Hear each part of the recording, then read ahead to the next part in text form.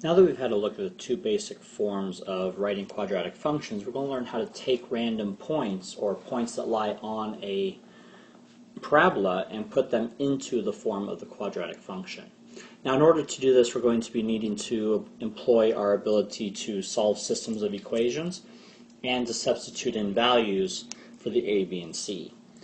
As we go through and work this, we are going to be using the standard form, which again, standard form is y, or f of x, equals ax squared plus bx plus c. Now, when we have points, these are x, y points. So we're going to be able to fill in values for x and y, and then solve what's left for c, for a, b, and c. So let's take a look. So let's assume we're given these 3 points, 0, -2, -1, 5, and 2, 2, and we're told that they do lie on a parabola. What we're going to do is we're going to start substituting in values. The first will come with our first coordinate there. So if we have -2 is equal to a times 0 squared plus b times 0 plus c, we go through and simplify this, we're left with -2 equals 0 plus 0 plus c, so c has to equal -2. Next, we will take our next set of points and plug those in, or substitute in their values. We will take 5, and that is equal to a times -1 squared plus b times -1 plus c. Starting to simplify, we get 5 equals -1 squared is 1, so we just have a. -1 times b will be a minus b. And we know that c is -2, so we have -2. Simplifying this more, we add 2 to each side, and we have 7 equals a minus b. Now for our last point, we have 2 equals a times 2 squared plus b times 2 plus c. So we get 2 equals 4a plus 2b minus 2. Multiply, or add 2 to each side, we get 4 equals 4a plus 2b. Now everything here is even, so I'm going to take one extra step. You might not always be able to do this. I'll divide everything by 2. So I get 2 equals 2a plus b. So I know what my c value is, and I now have 2 equations that I can use to help me find a and b. So let's take those and solve the system. We have 7 equals a minus b, and 2 equals 2a plus b. Now this setup is perfect for solving by elimination. I'm going to add these 2 equations together. I'll get 9 equals 3a, divide by 3, and I end up with 3 equals a. Well, if 3 equals a, plug that into anywhere. I'm going to choose this equation, my 2 equals 2a plus b, so I get 2 equals 2 times 3 plus b, 2 equals 6 plus b, subtract 6 from each side, and I have -4 equals b. I now know a, b, and c, so my final equation is y equals 3x squared minus 4x minus 2. This is the equation that matches the information that was given. Now, doing this process does take a lot of practice and good skill with solving systems of equations. So we're going to run through a couple more examples here in this lesson. So for our second example, we have 0, -1, 1, 5, and -1, -5. Let's see what we can build here. So we start out with -1 equals a times 0 squared plus b times 0 plus c. We reduce this down, we have -1 equals c. Second one, we get 5 equals a times 1 squared plus b times 1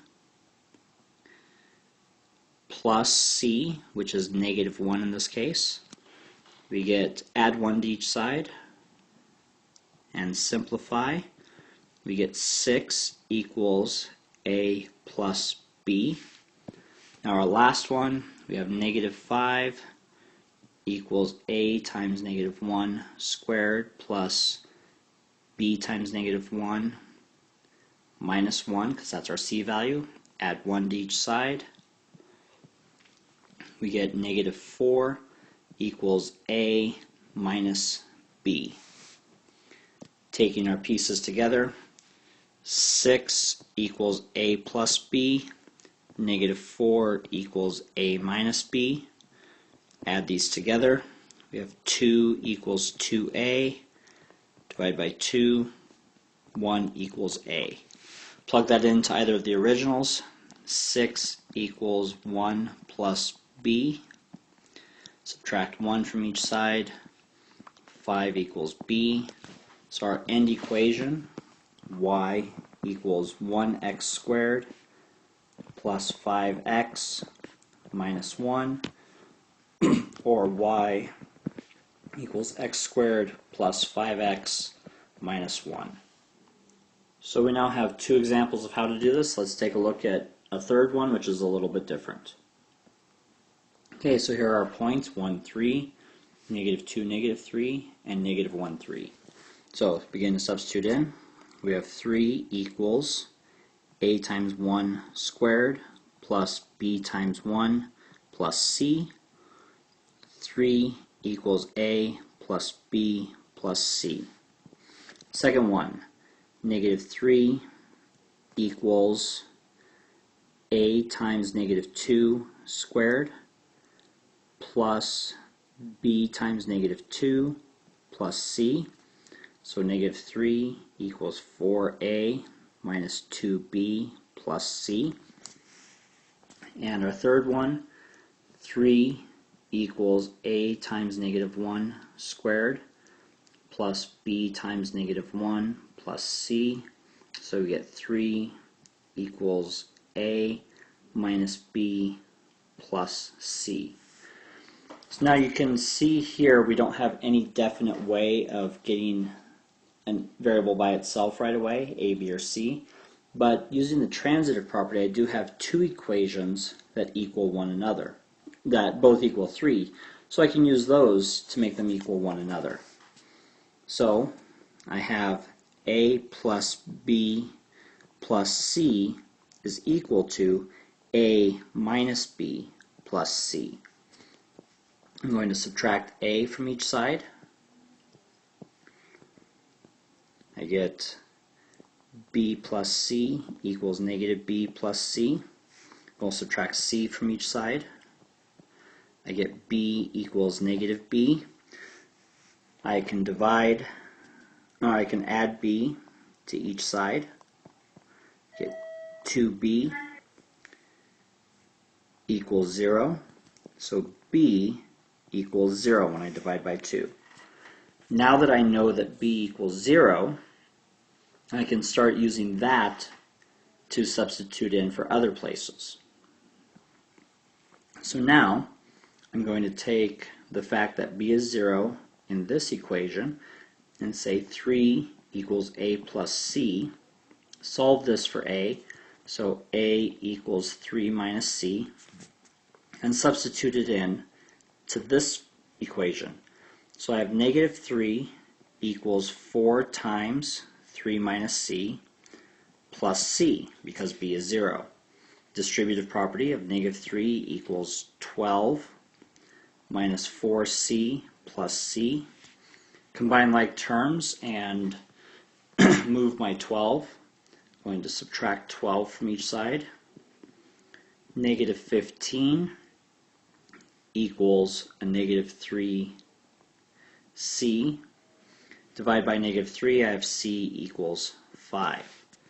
So if b equals 0 and c equals 5, going back to this equation, I have 3 equals a plus 0 plus 5. Subtract 5 from each side, I get negative 2 equals a. So my final equation is y equals negative 2x squared plus 5, because we have no b value. These are just a process of going through, plugging in values, and simplifying and working with our systems of equations by substitution and elimination until we have everything in place. So review this, get some practice, and be ready to discuss this and ask questions.